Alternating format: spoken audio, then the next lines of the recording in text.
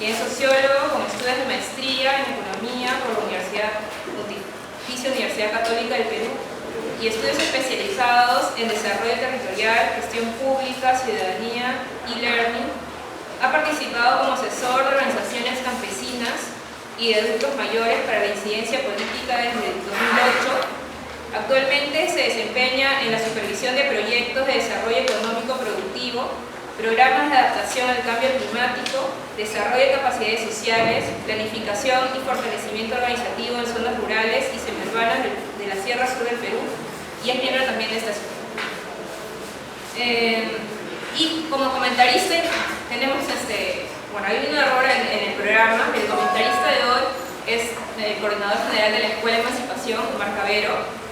Y bueno, él es licenciado en Sociología por la Pontificia Universidad Católica del Perú y magíster en Economía por la misma Casa de Estudios. Desde el 2010 hasta el 2014 se ha desempeñado en esa universidad como docente a tiempo parcial en el dictado de cursos vinculados a Sociología Política, Teoría Sociológica y Realidad Nacional. Ha investigado sobre temas relacionados a acción colectiva, movimientos sociales, conflictos sociales, pueblos indígenas y relaciones de poder. Es coordinador general de la Escuela Permanente de Estudios de la Realidad Peruana de Emancipación, donde realiza un trabajo activo de formación marxista, análisis político y fortalecimiento de organizaciones sindicales y barriales. Sin más preámbulos, vamos a dar inicio a la exposición de Pedro Alarcón.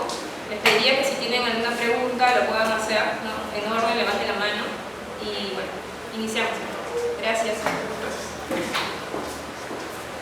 Ante todo, buenas tardes. Como segunda sesión, yo voy a trabajar lo que son los manuscritos de Economía y Filosofía de Marx.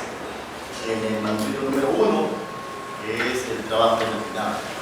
Yo no sé si podemos apagar la luz para poder ver.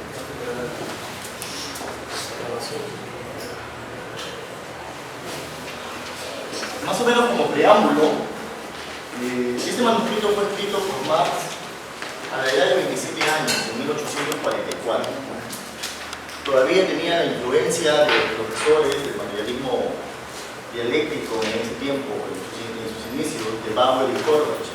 Entonces, cuando ustedes van a revisar el texto, van a encontrar que el texto tiene bastante categorías que se manejaban en ese tiempo por los psiquiatristas hegelianos y Bauer y Korbach.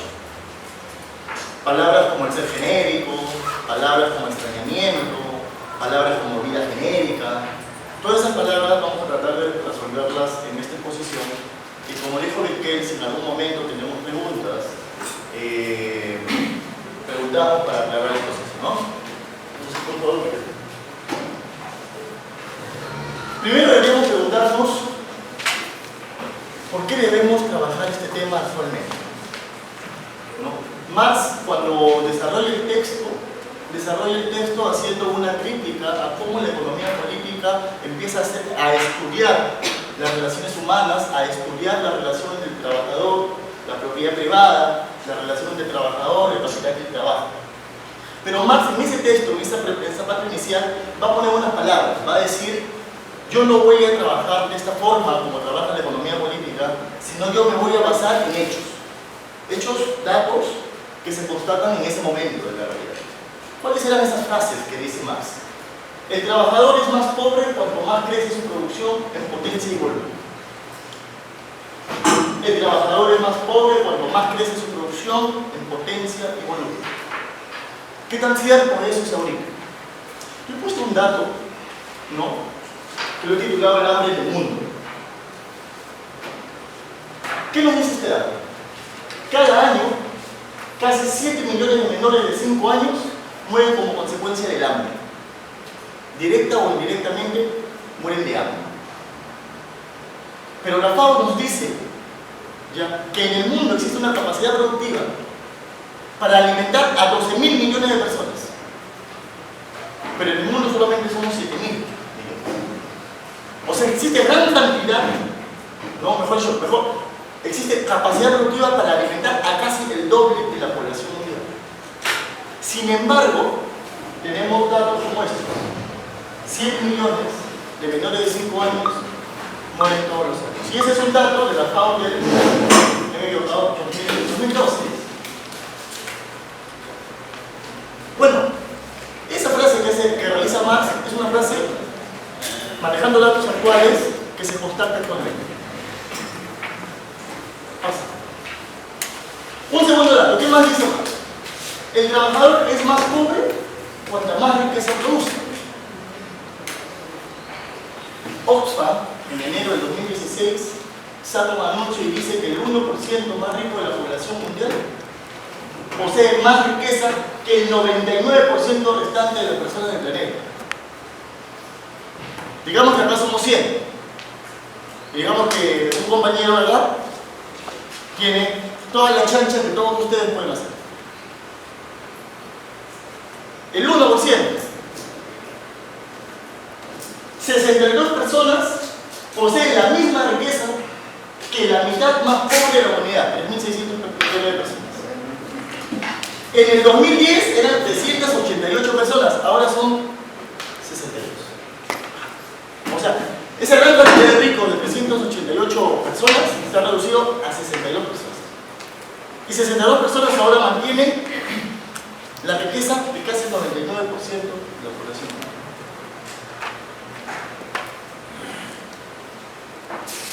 La riqueza de las personas más ricas del planeta, estos 62, han incrementado su riqueza en un 45% en 5 años. La riqueza en manos de la mitad más pobre de la población se redujo en el mismo periodo un 38%. O sea, esa frase de que cada vez los ricos son más ricos, los pobres son más pobres, se va expresando en estos datos que Oxfam saca en enero del 2016. Pero eso es a nivel mundial. ¿Cómo sucede o qué es lo que sucede en el país? Ustedes han escuchado de la famosa flexibilización laboral, ¿verdad? Impuesta por el fujimorismo en 1990. Este gráfico que ven acá son los 30 años de cómo se han movido los salarios y las remuneraciones en Lima Metropolitana. Lima Metropolitana, capital del Perú, donde se gana más plata que en otros departamentos.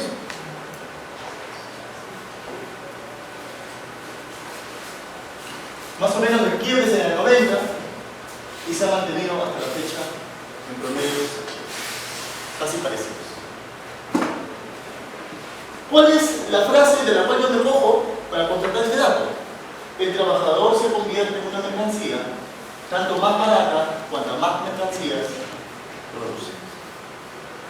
Estamos en un mundo donde el desarrollo tecnológico nos permite a nosotros tener capacidad productiva para alimentar al doble de las personas del mundo.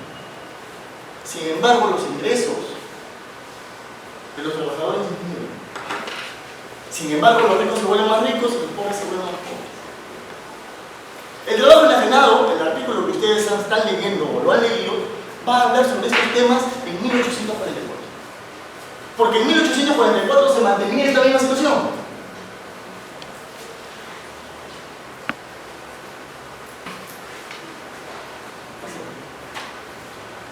Entonces, Marx, en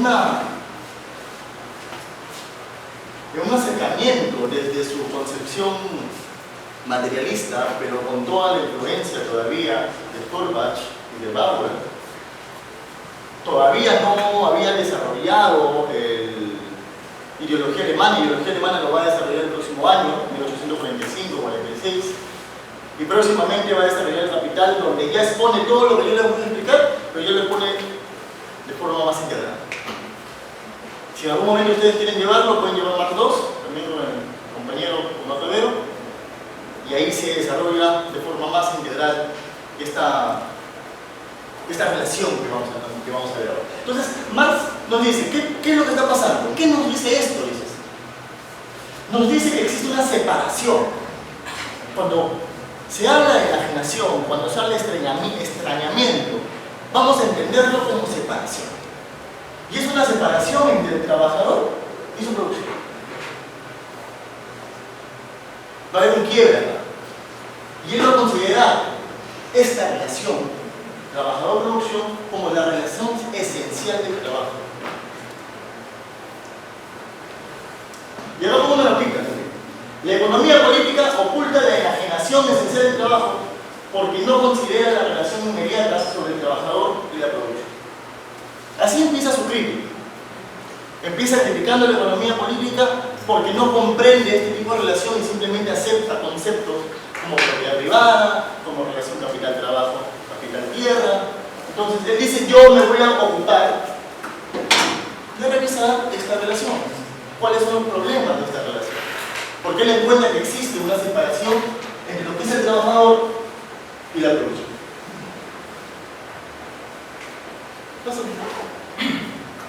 Entonces Marx, y esto es una visión general de todo el documento, Marx va a decir las formas de enajenación del trabajo en el sistema capitalista.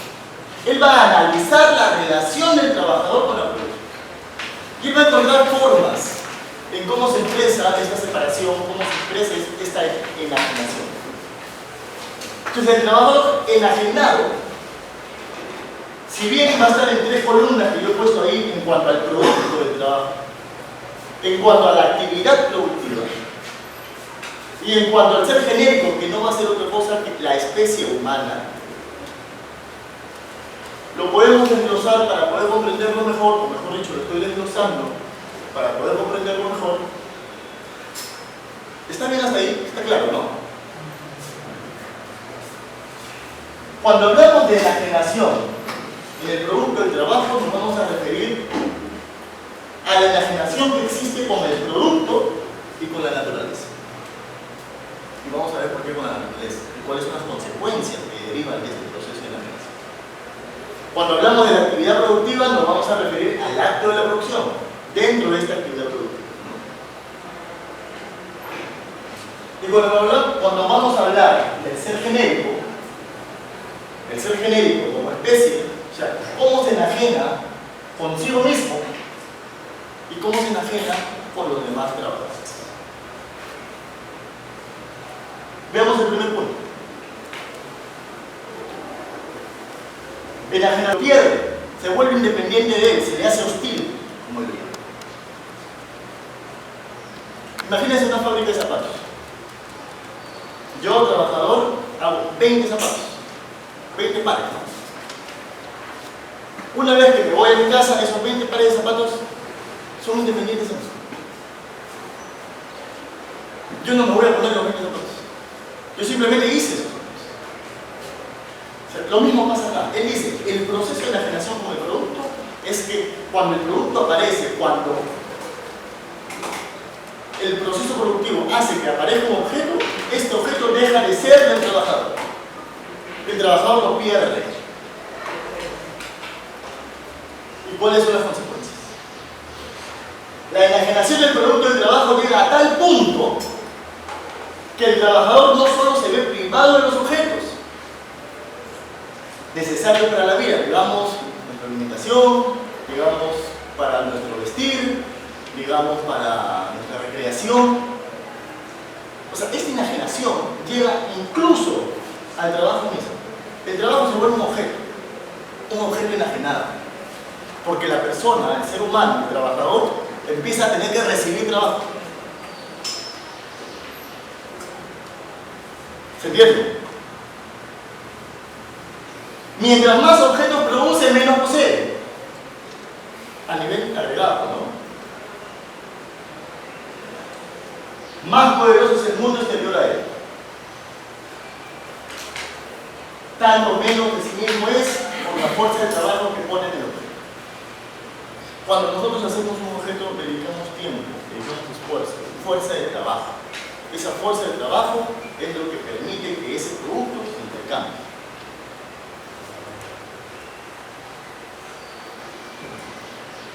Esa es la primera parte de la relación con el producto de trabajo que va a plantear Marx en el proceso de enajenación.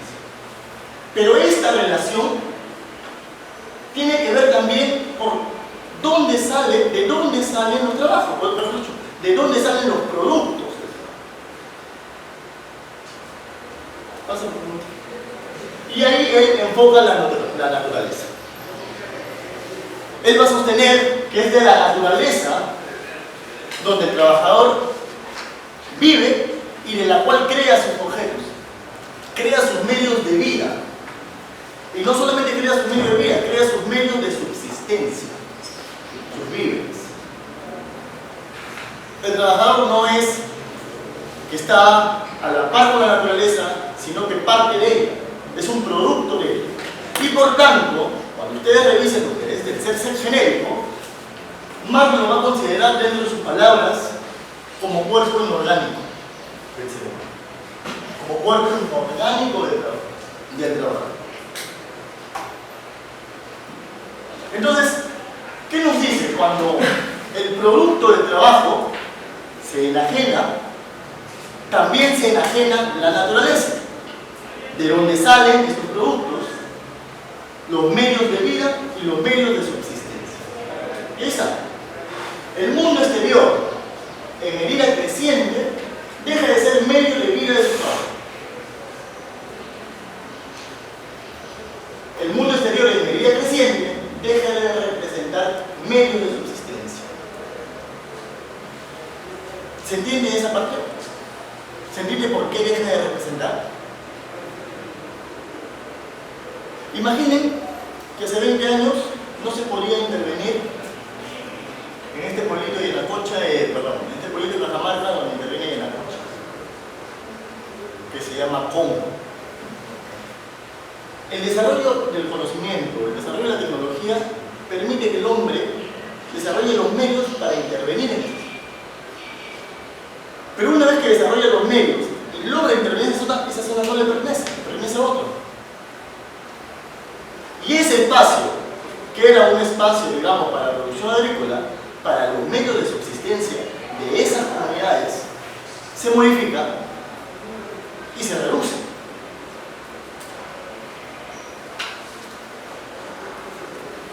Mientras más se apropia el mundo exterior, el trabajador, más se priva de los medios de subsistencia. La naturaleza se separa del trabajador. Este debe recibir medios para subsistir. Al igual que te tienen que dar trabajo, tienes que adquirir bienes, tienes que adquirir víveres para que puedas subsistir.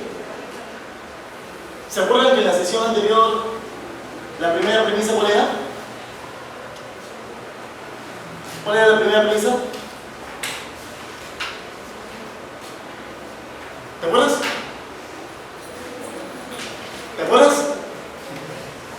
¿No? ¿Tú sabes? ¿Cuál era? Sí. ¿Cómo?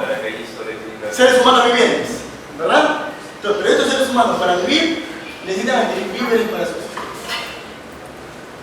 Nadie puede subsistir si no se alimenta, si no se abriga, si no tiene vivienda. Entonces, cuando se enajena la naturaleza, se enajenan los medios de subsistencia del trabajo. Porque ya no le pertenece a la naturaleza y tiene que ver su mecanismo de cómo se pasa, por favor. Pero eso es en cuanto al objeto del trabajo. Marx dice que el objeto del trabajo, en síntesis, es la enajenación en sí. Pero esta enajenación, ¿dónde se produce? Se va a producir en la actividad productiva, en el acto de producir. Ahí encuentra otra característica de la enajenación. Y él nos dice, miren, cuando el acto de producción se enajena, se vuelve una actividad externa al trabajador. No es voluntario, no desarrolla una libre energía física y espiritual, no es tarea subjetiva. Se vuelve un medio para satisfacer necesidades fuera del trabajo. Se huye de él. Por tanto, es un trabajo forzado, es un trabajo servil. ¿Cuántos de ustedes, por lo menos me pasa a mí, llega fin de semana, quiero salir de trabajo, quiero su padre. O no sé si ustedes han escuchado a sus padres y dicen necesito vacaciones, ¿no? O ya estoy cansado de esto. Entonces, el proceso de enajenación es que tú vas a hacer una actividad productiva y esa actividad productiva no te realiza. Tú estás en esa actividad productiva forzado, obligado porque tienes que sobrevivir. No tienes otro. No se siente libre más que en sus funciones vitales. Comer. ¿Quién no le gusta comer? Todos nos vamos a comer con la familia, nos escapamos con la enamorada, con los amigos, ¿no? Pero es una forma de liberarse del yugo, de las relaciones de trabajo, de opresión que tiene y que son parte de todos los días. El acto de producción no pertenece, se niega a sí mismo. El trabajador se niega a sí mismo con el acto de producción.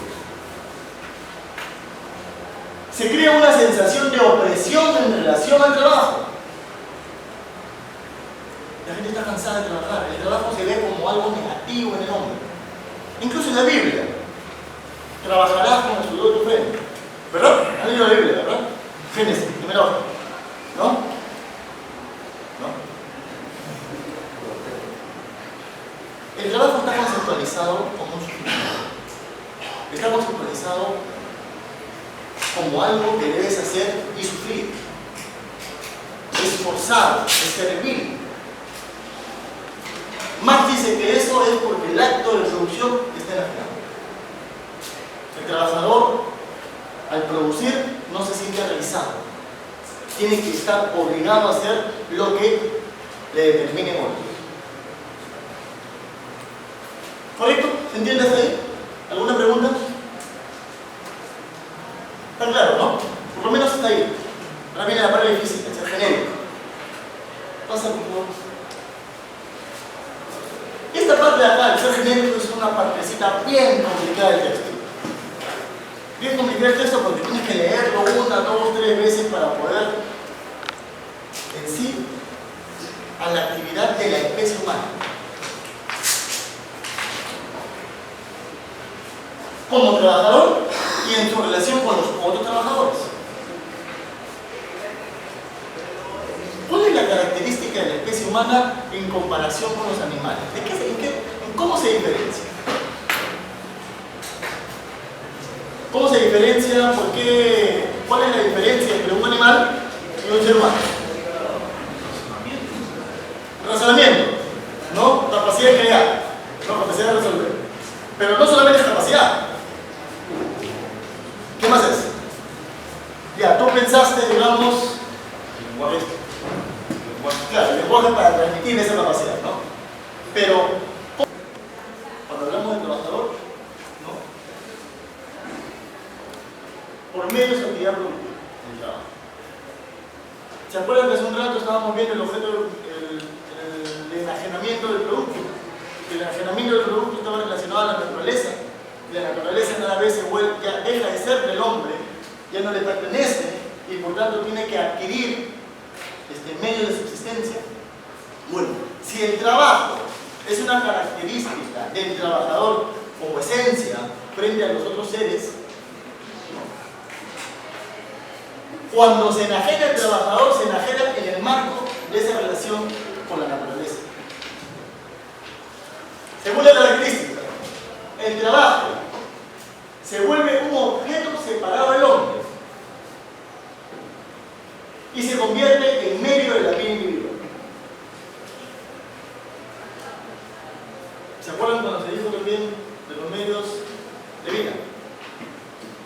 Que el producto deja de ser o deja de pertenecer al trabajador y después incluso esa relación llega a que incluso te tienen que dar trabajo. Muy bien. Como trabajador, cuando se habla de ser genérico se refiere a que se enajena de la naturaleza y se enajena de su capacidad vital, de su ser, de la esencia humana, que es trabajar. Lo que diferencia a los seres humanos de los animales es su capacidad de trabajar, su capacidad de crear en su conciencia la forma en cómo quiere intervenir la naturaleza. Entonces, en cuanto al trabajador, esto se separa. Pero en cuanto al trabajador frente a los otros trabajadores, se enfrenta. ¿Y por qué se enfrenta? Porque empieza a ver al otro trabajador, ¿ya?, en un nivel de competencia por su subsistencia. No sé si ustedes en un trabajo, por ahí, cuando van a votar a alguien, o van a despedir, me ha pasado un montón de veces, ¿no? La gente empieza a murmurar, la gente empieza a cuidar sus chambas, la gente empieza a sacar lo mejor de uno y por ahí estar dando comidilla para desprestigiar al otro. Eso es un momento de cambio, ¿no? Yo trabajo en el MINS, posiblemente eso va a pasar acá en julio, ¿no? Va a pasar, porque la gente empieza a moverse, pues. La gente va a decir, ¿cómo protejo mi chamba? Y van a empezar estos procesos. En relación a los otros, la vida se reduce a la supervivencia individual. Y sus relaciones se reducen también a competencia o dependencia, subordinación entre ellos, entre nosotros.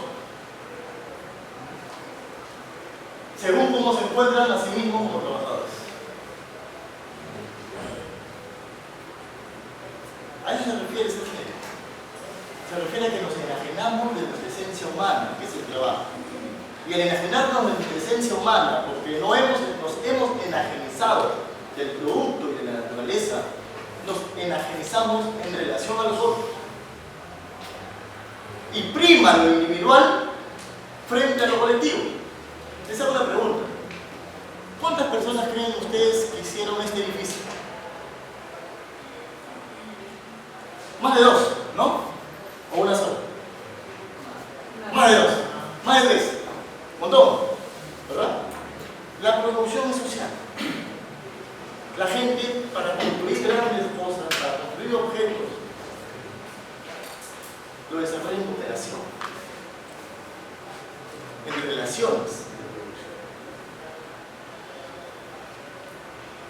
Cuando hay un proceso enajenante, esas relaciones se tergiversan.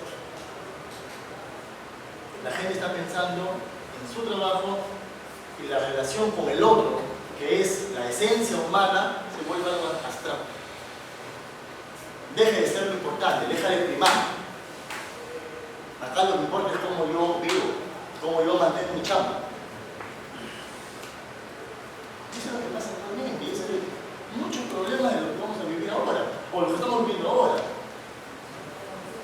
Este egoísmo que dicen, ¿no? Esta individualidad que dicen, ¿no? ¿Han escuchado? El hombre es individual, el hombre es egoísta por naturaleza. No, el hombre es egoísta, el hombre individual oprima en ese tipo de relaciones, porque existen procesos enajenantes dentro de sus relaciones sociales. ¿Me siguen? ¿Está fácil o no? Facilito, ¿no? Me demoré bastante en entenderlo, creo. ¿Sí o no? Me demoré. Pasa. Muy bien, entonces, Marx va a decir que la enajenación se produce en el producto, se produce en la actividad productiva o en el acto de producción y se produce en el ser genérico. Pero dice que en determinado momento, si esto no es mío, si no le pertenece al trabajador, ¿a quién le pertenece? Y ahí hago la pregunta, ¿no? ¿Y de quién es el trabajo arrebatado entonces? Si no es mío, ¿de quién puede ser? De otro. La relación social del trabajo enajenado, ¿se acuerdan la primera relación? Trabajador-producción, deriva en una nueva relación. El trabajador, la producción, y yo le estoy diciendo propietario. Marx lo llama el no trabajador. Entonces él dice, si no me pertenece a mí el producto del trabajo, si no me pertenece el mismo acto de producción, y y el ser genérico tampoco me pertenece, entonces le pertenece a otro. ¿Y quién es ese otro? Otra persona. Un no trabajador. Y por tanto él dice, mientras el trabajador hace el proceso de producción, que es una actividad subordinada, va a haber un proceso de expropiación, de separación. ¿Por qué? Porque va a venir un propietario que se lo va a apropiar. Se enajena en Estado, impone objetivos a la actividad.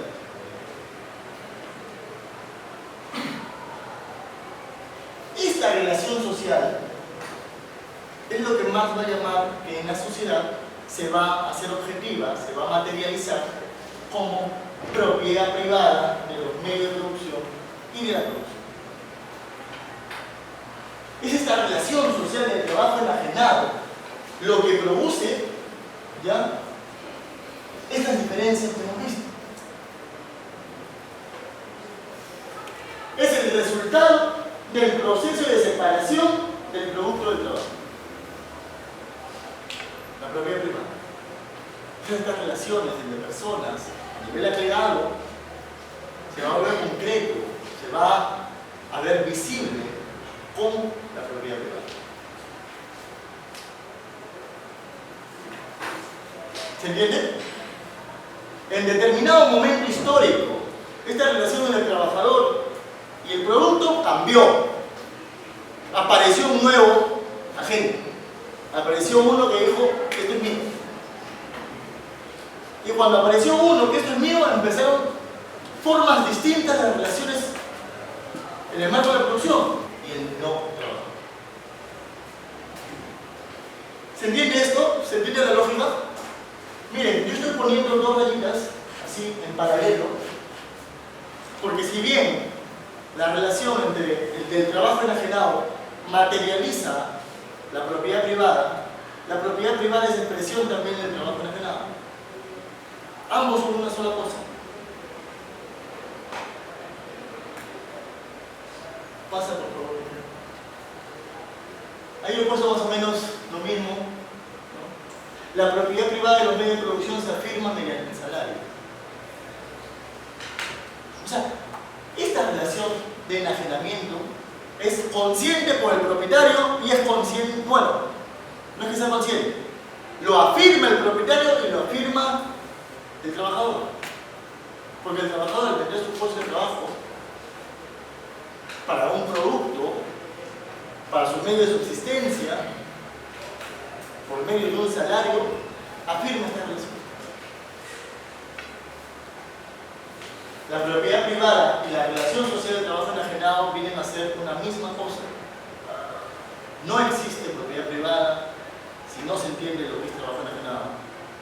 Y no puede haber trabajo enajenado si no existe propiedad privada. Porque la propiedad privada de la producción y de los medios de producción afirma este control de los productos. Muy bien, ¿qué digo acá?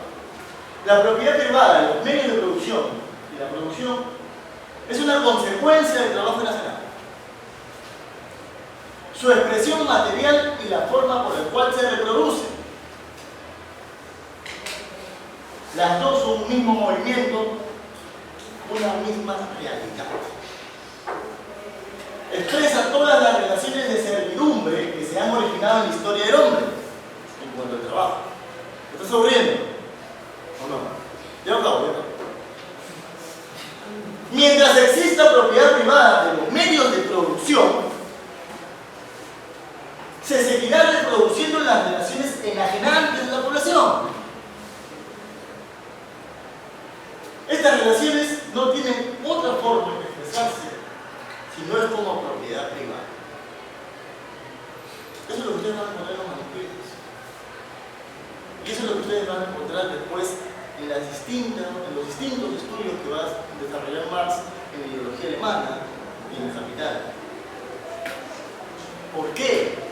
Porque para eliminar las relaciones de servidumbre, para eliminar las relaciones del trabajo forzado, tiene que cambiar esta relación.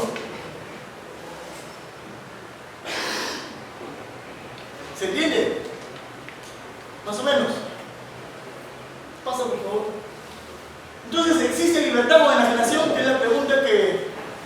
inauguró Virquel, ¿ustedes qué dicen? ¿Qué dicen? ¿Existe libertad o no existe libertad? ¿Qué es cuando hablamos? ¿Qué es libertad?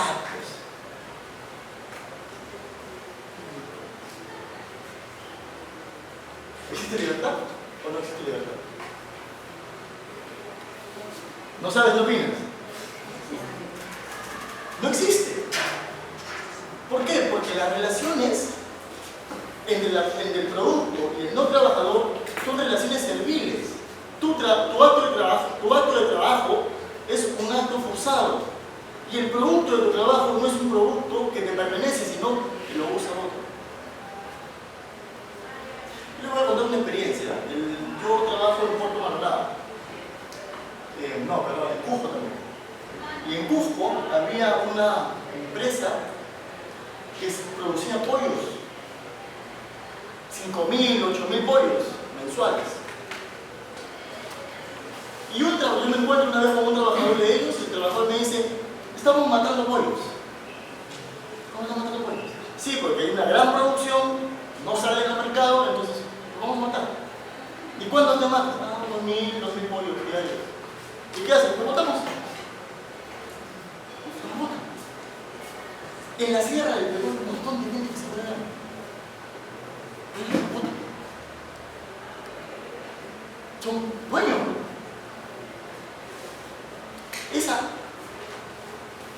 Esa expresión, ese comentario que me hacía este trabajador, estaba en esta relación y no era consciente. O mejor dicho, lo aceptaba indirectamente. Se acepta este tipo de relación.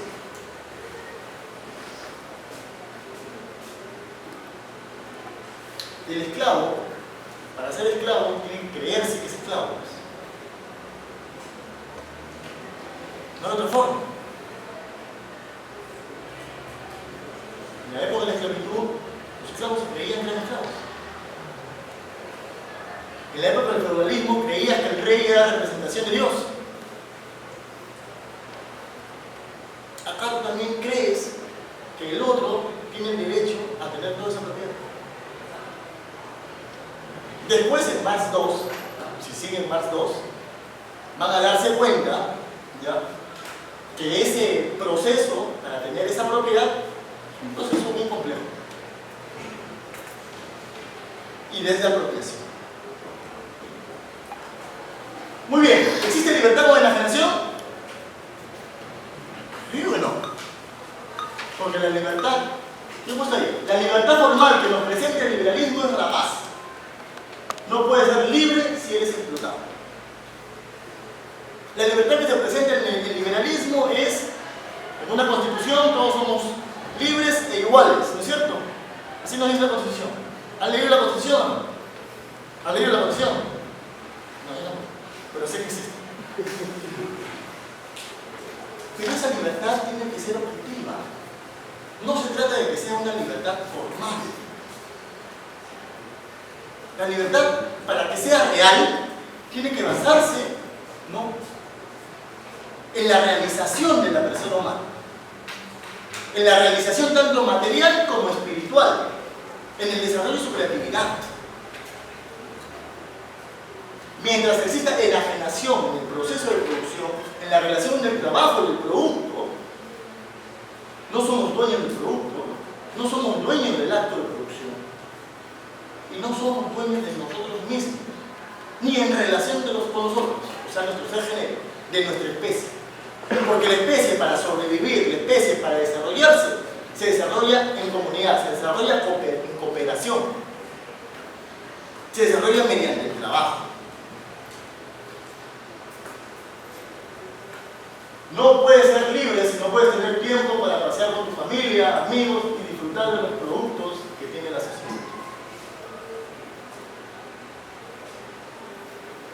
Ahí, no me acuerdo cuáles son los precios, pero más o menos voy a dar unos datos. Hay un medicamento o un proceso para el cáncer de mama que acá está a 3.500 soles. En Bolivia está a 500 soles. Por ahí.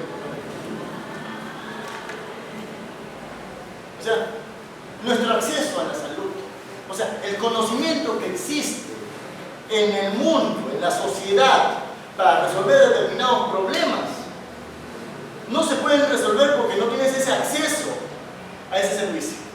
No tienes acceso a ese conocimiento, a esa, no sé, pastilla que te pueda curar.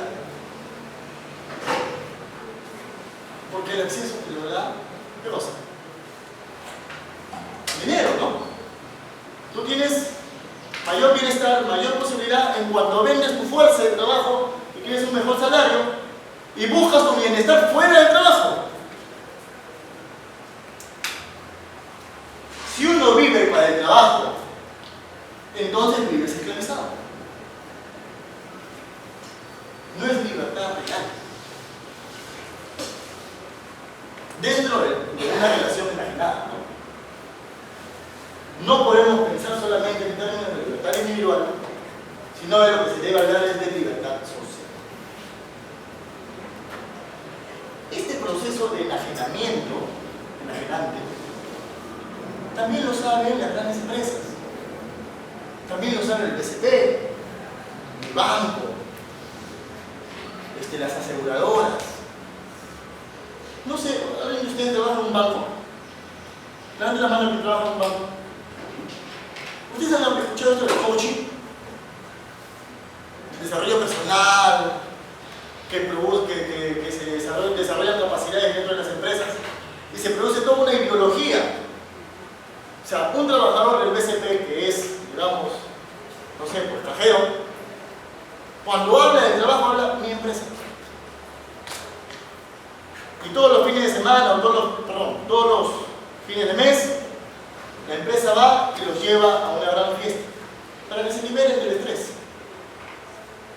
para que se liberen de esta opresión que les ocasiona el trabajo. Google. ¿Han escuchado de Google? Todos han escuchado de Google. Google. O Silicon Valley. ¿Han escuchado de Silicon Valley? ¿Qué es Silicon Valley? Exacto, donde se produce la mayoría de tecnologías. Pero cuando tú ves por internet cómo trabajan estas personas, ¿cómo lo ves?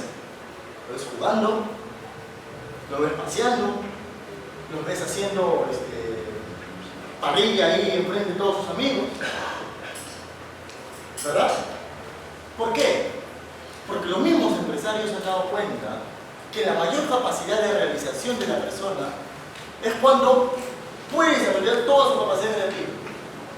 Y si tú lo metes a un cuarto donde tiene que seguir ciertos patrones, se instrumentalizan, se parametrizan y no fluye esa capacidad de la tecnología.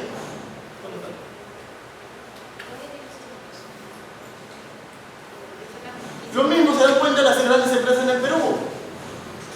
Cuando llevan a sus trabajadores a grandes paseos, a grandes eventos. ¿Por qué? Porque necesitan que estos trabajadores se oxigenen de este proceso de trabajo forzado. Pero no porque son buenos, sino porque necesitan que tu producto mejor. Porque el producto, si no por un salario que le permita vivir fuera del trabajo, de este modo el trabajador queda convertido en máquina, se mercantiliza, queda convertido en cosa transable. Y al ser cosa transable no tiene capacidad de agencia, no tiene capacidad de desenvolverse, no se realiza. Ahora imagínense las épocas del siglo XX, por estamos en el siglo XX, donde habían todos estos movimientos sociales para adquirir derechos. Estaban esos derechos en el marco de estas relaciones. Ese trabajo está en la práctica no coadaptado por un látigo, no coadaptado por un rifle. Está coadaptado porque sus condiciones existenciales como especie, sus condiciones biológicas lo obligan a alimentarse, lo obligan a obtener medios de vida. Entonces tiene que aceptar las condiciones que le queden de acuerdo a sus propias capacidades para conseguir un empleo. ¿Sí? Y el propietario de los medios de producción va a contratar al trabajador eligiendo cuál le sirve más y lo usará el tiempo que le sirve. lo cual puede significar que las condiciones de vida del trabajador lleguen a ser hasta peores que las que podía tener un esclavo. Porque cuando el esclavista compraba el esclavo, asumía también los riesgos de la salud del esclavo. ¿Sí? Es decir, si le moría un esclavo era como que se te morían las máquinas que compraste, se te malograran. Acá no, el trabajador se enferma, no funciona, lo sacas y viene otro. Y lo más perverso es que eso que antes era un grillete o una coacción directa, ahora aparece como propio deseo. Entonces ya no es que el esclavo va a la fuerza, no hay alguien que lo empuja a que entre a trabajar. Ahora el trabajador agradece que le dan empleo y pide inversión para que le den empleo. Y lo hemos normalizado así.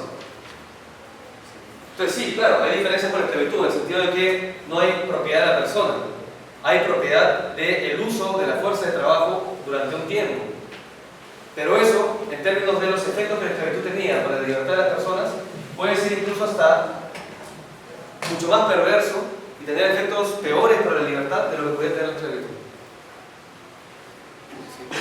Porque el trabajador, de alguna manera, se reconoce en el rol del trabajador, reconoce que el empresario no lo está obligando, quiere ser como él, acepta las condiciones y por lo tanto se convierte en un esclavo deseoso de esclavizarse, que agradece la esclavitud. Entonces, cuando se habla de libertad en esas condiciones, es una libertad pues muy limitada, una libertad que se restringe puede ser libertad formal, libertad de movimiento, de información, etc.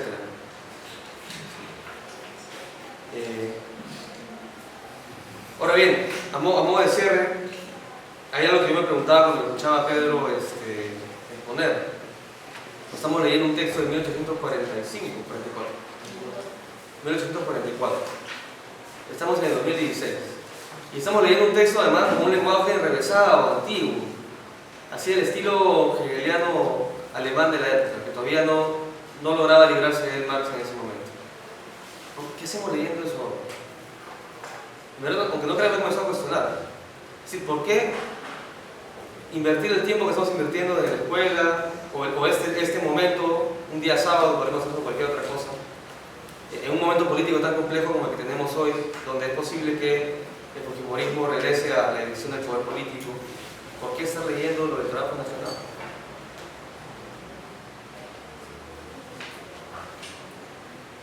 Y la razón que encuentro, y es la que al menos en lo personal me motiva a seguir acá, es porque esto no es solamente teoría.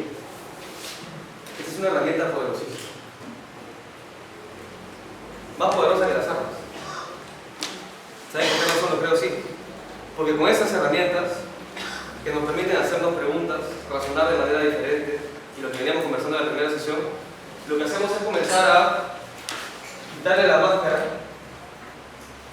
comenzar a mostrar, sacar al frente una realidad que muchos de nosotros, como trabajadores, hemos interiorizado como normal. ¿Sí? Y lo que hace que la dominación social funcione es cuando el dominado asume el mandato del dominante como su propia vocación, su propio deseo, su propia voluntad. ¿Sí? Si nosotros lográramos, ya comprendiendo con estas herramientas en qué consiste la realidad del trabajo, llegar no solamente a los que estamos acá, sino llegar también al resto de trabajadores en el país, a los movimientos sociales, a las organizaciones políticas, para que de alguna manera se ponga en agenda que si bien podemos avanzar con derechos, los grandes horizontes están mucho más allá de este sistema y que no es para nada anticuado hablar de cambiar el sistema o hablar de transformar revolucionariamente la sociedad, porque hoy día mucha gente muere por el sistema, invierte la vida, pone el sudor, la sangre y todo su tiempo para alimentar una creciente acumulación de capital. ¿Sí? No es un tema antiguo, no es un tema trivial, estamos hablando de hoy día. Si logramos poner eso en la agenda, podríamos encontrar quizás un despertar en la población organizada, poder llamar a tomar conciencia y que el trabajador que se organiza en un sindicato se dé cuenta que no está solamente peleando por el salario. Claro, se organiza para pelear por una mejora salarial, pero tiene que superar las relaciones salariales. Que no solamente se pelea por reducir la jornada a 8 horas, que hoy día, bueno, el papel muerto, hay que recuperar ese derecho, pero 8 horas no basta.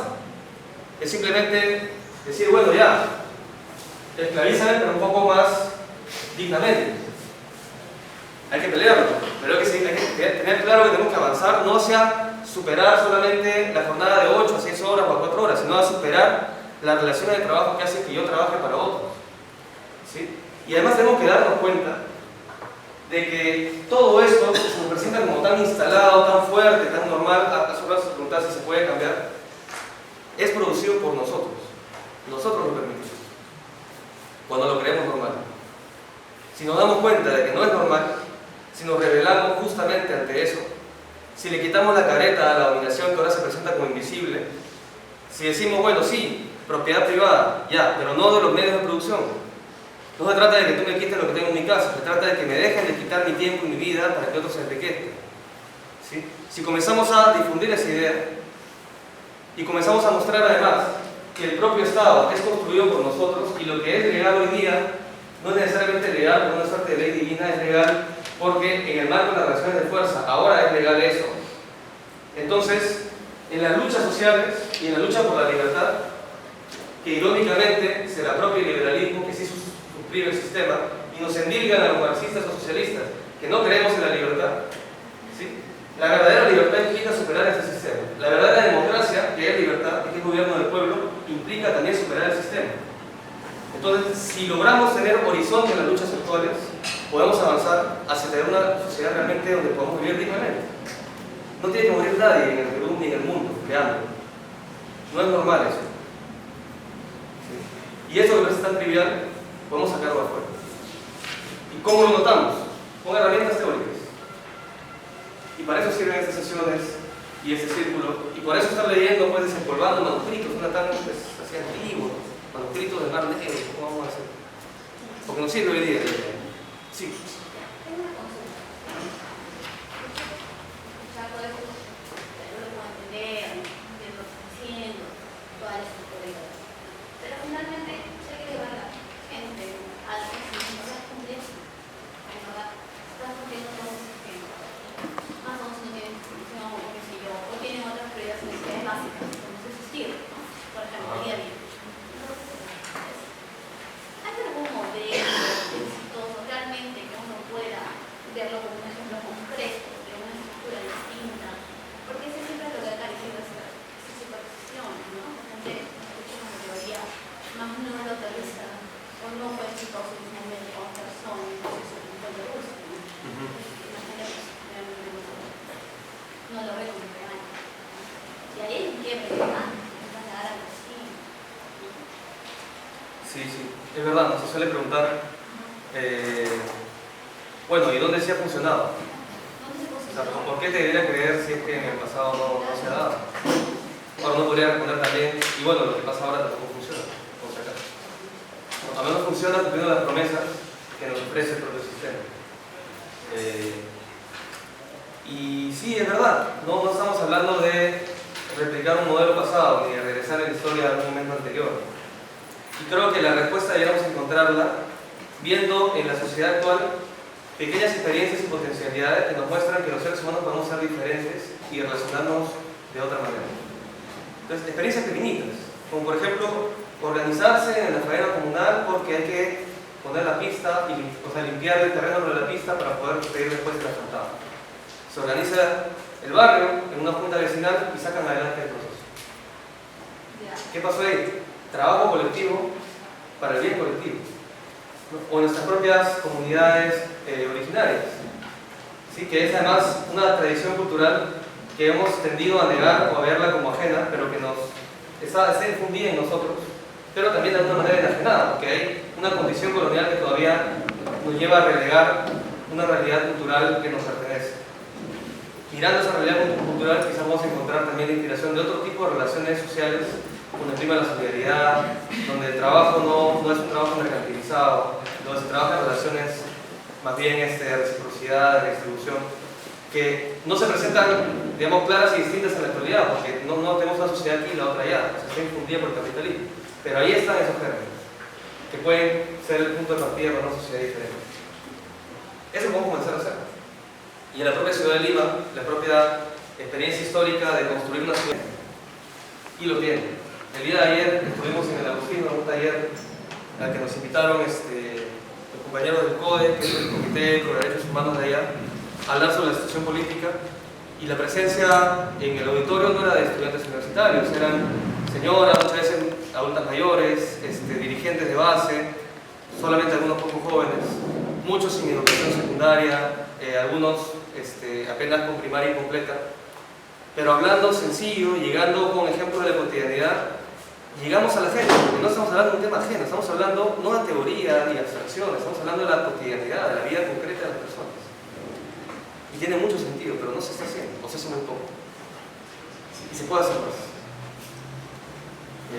Entonces, si es que este tipo de herramientas teóricas nos sirven por una parte, claro, para entender mejor un pensamiento potente, interesante, que nos permite además crear en adelante teoría, investigar como es el marxismo, pero también para pensar nuestra realidad actual, pensar en nosotros mismos, pensar en nuestro país y ver cómo esto que estamos descubriendo, cómo esas cosas que se nos hacen ahora más claras, podemos llevarlas afuera y podemos generar un cambio que implique convicción, organización, horizonte. Y hoy más que nunca eso es urgente, porque lo que viene además, sea que gane PPK o Keiko, es un periodo de mucha represión, de una derecha política que va a representar orgánicamente al gran empresariado que ya viene gobernando hace años y que nos van a pasar la planadora encima en un momento de desesperación, donde quieren apropiarse más excedente productivo. Van a querer recortar derechos, van a reprimir más la protesta. Y ahí habrá que resistir, pero resistir sabiendo que nuestras metas no son solamente aguantar ese ataque, sino construir un país diferente, donde vivamos prósperamente y donde no haya pobreza, donde no haya hambre. No tiene por qué haberlo. Eso es posible y lo creemos posible. Y bueno, esas herramientas pueden servir para caminar en esa dirección. Estos fueron más que comentarios teóricos, creo que me emocioné un poco. Pero parte de esto es que también nos llama la indignación, no solamente es teoría o academia. No hay nada más político que hacer una buena teoría que nos permita ver una realidad que se nos es oculta generalmente. Una acotación nada más. ¿Cómo aplicar este pensamiento ahora con todo el mundo globalizado que estamos viviendo, ¿no? Si pasa algo en un país, en un minuto nos podemos enterar gracias a estas redes sociales que tenemos, ¿no? Y esto, bueno, como tú dices, desde años, muchos años. Ahora revivirlo, claro, está que nosotros buscamos que todos tengamos algo igualitario entre todos nosotros y no ser, como dicen, máquinas para que nos den de producción y que a un corto tiempo o un determinado tiempo de nuestras vidas nos despojen, ¿no?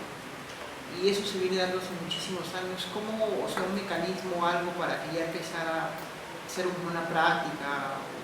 O sea, ¿se ha dado ya casos en otros países de mecanismo o cosas que se han estado haciendo para cambiar este sistema? Tú mencionaste la globalización y la conectividad. Bueno, hay que aprovecharla, ¿no? Claro. Por ejemplo, ahorita estamos grabando un video en vivo. No sé si nos estén viendo en todo el mundo, creo que no tenemos tantos seguidores. Pero se puede aprovechar justamente esas fuerzas productivas, todo eso producido por el trabajo. Claro, le sirve al capital para crecer a nivel global, pero también le puede servir a los trabajadores para resistir a nivel global y organizarse a nivel global. Y comenzar a ver también otras experiencias de gente que comienza a organizarse y crear también, porque no solo se trata de replicar, lo que sea mejor para nuestra sociedad y lo que sirva más. Un componente, por supuesto, es esto, es la pedagogía crítica, el tratar de desarrollar otras herramientas que están marginadas de la academia oficial, que no se difunden o no llegan a la mayoría de la población. Y eso se puede hacer a montones. Este círculo es un intento, pero también se puede hacer pequeñas conferencias, reuniones en barrios, en sindicatos. Si ustedes, no sé, en su barrio desean reunir a algún grupo de gente para replicar una sesión de estas, nosotros vamos, y pueden ir también otros compañeros de otros espacios que hacen algo parecido. Es cuestión de ir viendo las maneras de llegar a la gente. Y por otra parte, también organizarse. Y comenzar a hacer que los distintos frentes vayan confluyendo, ¿no? La organización social, el trabajo de formación, de pedagogía popular y crítica, el trabajo también de disputa política, electoral. Y comenzar a ir confluyendo a partir de constatar que somos un gran pueblo trabajador que no se logra desarrollar como debiera porque de alguna manera está siendo enajenado, coartado, oprimido por un pequeño sector, una oligarquía muy pequeña de gente que vive a costa de toda esa gran mayoría. ¿Sí? Lo primero es quitarle la careta y decir, mira, ya está. No, no es que tú eres pobre porque no trabajaste lo suficiente. No, no es que la salud no funciona porque no fuiste a la cola a las 4 de la mañana. Fuiste a las 5 y no llegaste, entonces no te atendieron. Ah, es mi culpa por no llegar a las 5. Debí llegar por llegar a las 4. Debí llegar a las 4, mejor dicho. No, es decirle, oye, un momento. No tienes que acostumbrarte a esto, no es normal. Y hay quienes ganan con esa precariedad, con esa falta de salud, de educación, etc. Grandes corporaciones privadas de salud, etc. Entonces, comenzar a dar ese mensaje y llamar a la organización, creo que es el primer paso. Y ahí se irán, digamos, expresando las maneras de organizarse, las estrategias, las tácticas concretas. Sí, bueno, y hay una enorme crisis de sobreproducción, pero que sepas que también se traduce en miseria, se traduce en desempleo y precarización. La diferencia de los procesos de crisis anteriores que finalmente se traducían en desarrollo, en creación, en novedad. Podríamos decir que el capitalismo sigue vivo o vivimos en una realidad no viviente. ¿En qué se podría...? Es el último modelo. Es un cadáver, ¿no? Vivimos en un cadáver. Sí. Vivimos en un cadáver. Sigue vivo, podemos hacer para que se visibilice eso. Yo creo que el capitalismo está más vivo que nunca. El capitalismo llega a un punto en el cual ha crecido a una escala que prácticamente no hay lugar en el mundo que no haya caído bajo su presencia.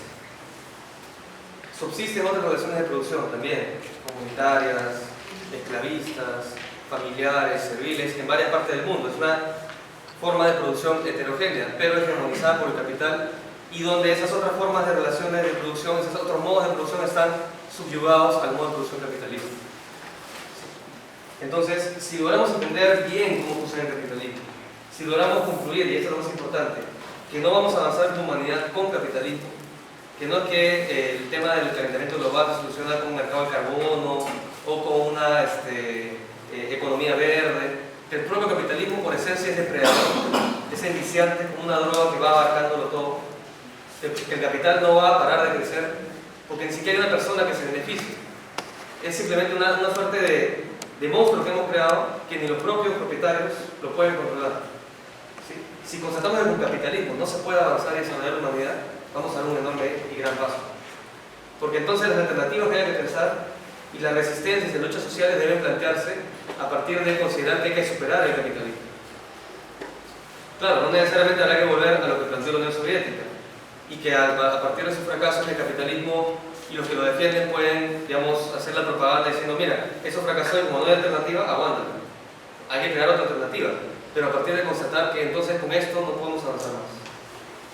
Porque si siguiéramos con eso, ahí tendríamos que es un cadáver, en el sentido de que, en términos de las condiciones geológicas, las condiciones biológicas de la propia especie humana y del propio mundo, no vamos a poder aguantar un nivel de acumulación desmedida y de consumo y de generación de desechos que el capital necesita para el ciclo permanente de producción, consumo, acumulación, etcétera, etcétera.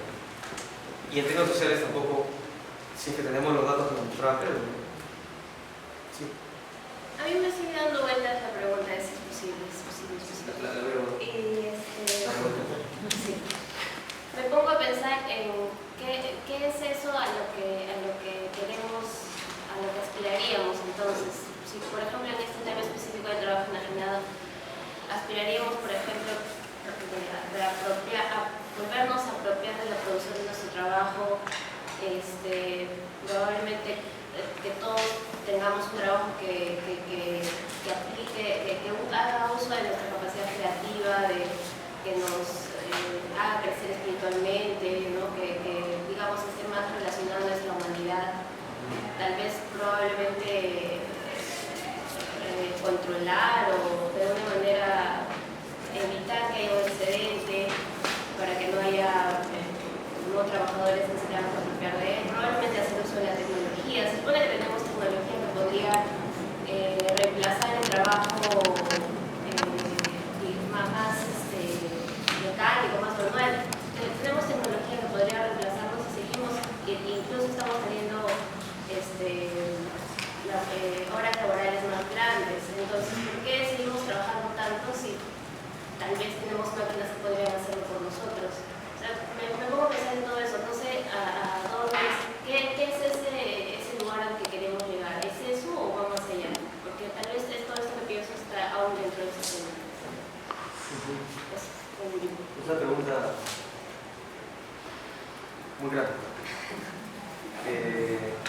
Y yo creo que todas las respuestas y la posibilidad de realizarlas pasan por una idea muy sencilla, que es poder.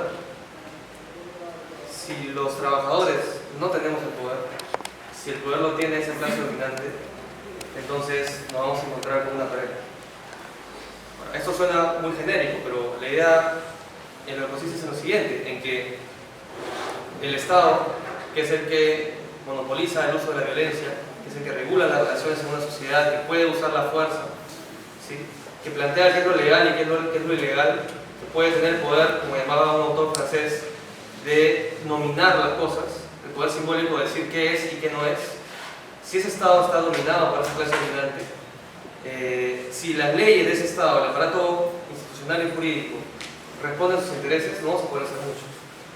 Entonces lo que debemos hacer es apuntar a no solamente aislarnos de ese Estado, porque finalmente es una isla y una resistencia que está destinada a desaparecer, sino a disputar la dirección de ese Estado. Disputar el poder político. ¿Cómo? El poder sea del... No solo para dirigirlo, sino para replantearlo. Porque el Estado hoy día es un Estado pensado a partir de una centralización de las funciones, donde una suerte de agente externo oprime a la mayoría de la población. Cuando en realidad los asuntos comunes en el marco de estas relaciones podrían generar otro tipo de organización que surja de abajo hacia arriba y que permita una democracia donde se combinen democracia representativa y directa y quienes gobiernan sean quienes representan al pueblo trabajador. O sea, es posible. Es disputar el poder, pero también disputar el poder de pensar, de atrevernos a crear. Que no es tan sencillo, porque con lo que pensamos es con lo que nos enseñaron. Claro, ¿Sí? hemos nacido en este mundo. Exactamente, y las alternativas que manejamos a la mano son las alternativas que nos presenta actualmente el sistema.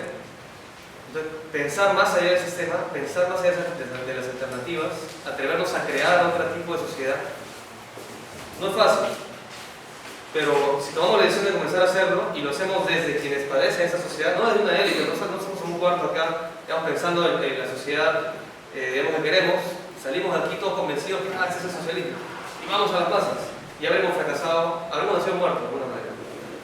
Porque ese pensamiento, esa creatividad debe surgir de las propias mayorías, de la propia población y de su lucha permanente. Y en la lucha uno va aprendiendo. Entonces, es cuestión de tomar la decisión y comenzar a hacerlo. Suena así muy de frase a lo Pablo Coelho, que tiene que escribir a cada rato para poder vivir. En realidad pienso que no existe, me has hecho pensar que probablemente no existe este momento o este modelo ideal, porque en realidad lo iremos creando en la revolución, ¿no?, que haremos para ese momento. Y se hará con lo humano que seremos en ese momento, porque el humano no es siempre el mismo, como hablamos de las cosas a crear, ¿no?, en realidad. Exacto. Sí. Gracias. Y se me ocurre una frase que no es de Coelho, pero es de Galeano, que tiene su momento medio Coelho, a veces, que dice que las utopías, no creo que son utopías, pero la frase dice así: las utopías son como los horizontes. Y lo bueno de un horizonte es que nos ayuda a saber hacia dónde caminar. Quizá no lleguemos a ese punto, pero nos da un rumbo, nos permite avanzar hacia algo. Y quizás es algo que le falta mucho a nuestra sociedad actual, y al pueblo peruano en particular, después del trauma que significó Sendero Luminoso.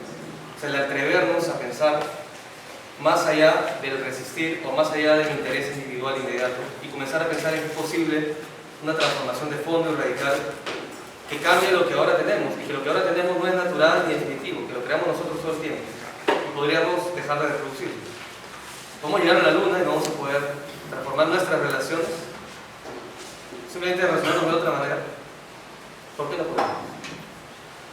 En fin, es que él estaba diciendo una realidad. Así que bueno, ahí gracias.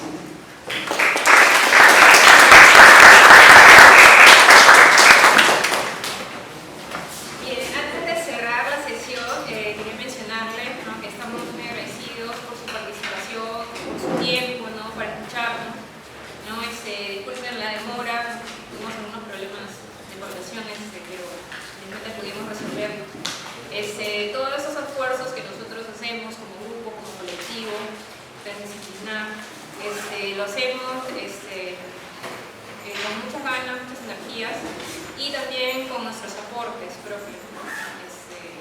Y bueno, si es que alguno de ustedes quisiera también colaborar de manera voluntaria, en la parte posterior de la mesa hay unos bonos, no, hay una cajita, bueno, unos bonos a cambio de esos aportes. Sí. Y también lo otro que vamos a realizar también son algunas entrevistas a los que deseen, también se les va a grabar, ¿no? Va a ser acá. Entonces, bueno, los invitamos a la próxima sesión que va a ser en el mes de junio en la UNI, ¿no? El sábado 11, igual a las 4 de la tarde, y todos están invitados. Muchas gracias. ¿En qué parte de la UNI? Va a ser en la Facultad de Ingeniería Económica, Estadística y Ciencias Sociales. Sí. Igual nos vamos a estar enviando la información por correo, en la cuenta, en el evento de Facebook también va a estar la información. Y bueno, cualquier duda que tuvieran,